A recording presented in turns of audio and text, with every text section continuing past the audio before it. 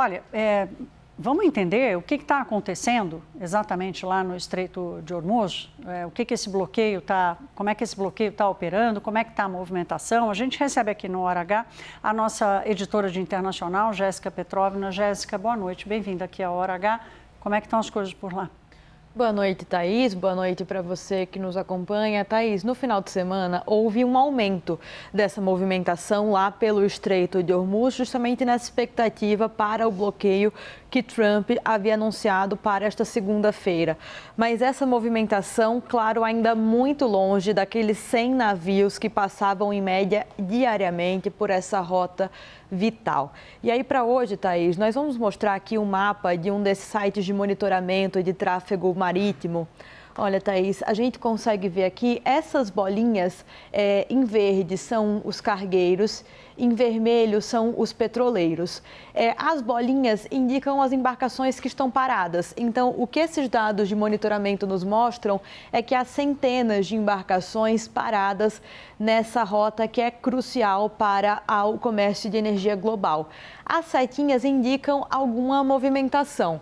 Mas vale lembrar que essas embarcações são gigantescas, se movimentam muito lentamente, ali numa média de 20, 30 quilômetros por hora. E essa movimentação não é exatamente em tempo real.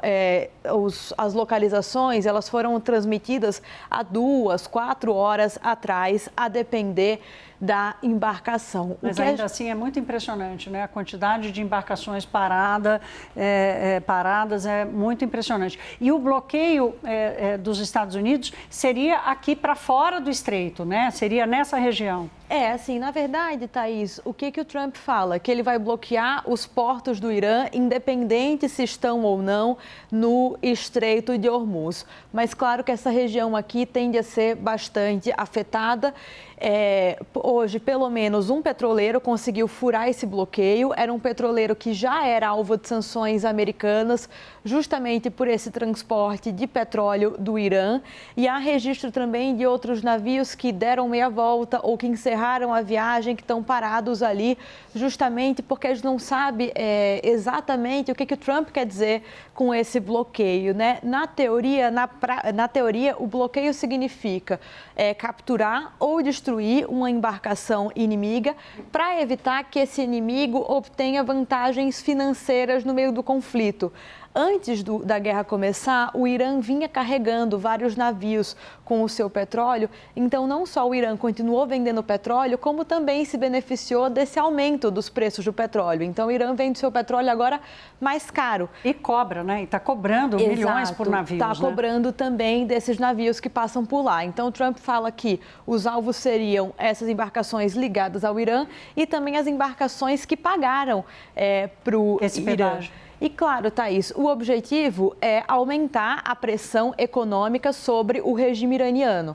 Mas o que os analistas falam é que essa é uma operação muito complexa, muito arriscada. Ela é possível se você tem uma superioridade marítima, mas o que a gente vê é que o Irã ainda tem uma capacidade de reação. Embora a sua marinha tenha sido bastante atingida, como Donald Trump gosta de afirmar e reafirmar, tem aqueles pequenos barcos que podem atacar essas embarcações com explosivos, tem as minas que foram colocadas ao longo do Estreito de Hormuz, tem os mísseis, tem a sua capacidade de drones. Então, o Irã mantém essa capacidade de reação, como a gente vem falando sempre. O Estreito de Hormuz, como o nome já diz, é muito estreito, tem ali cerca de 30 quilômetros navegáveis. Então, o tempo de reação da própria Marinha Americana, no caso de um ataque iraniano, ele é curto, o tempo de resposta é muito curto. E aí, Thaís, para a gente lembrar dos riscos desse tipo de operação,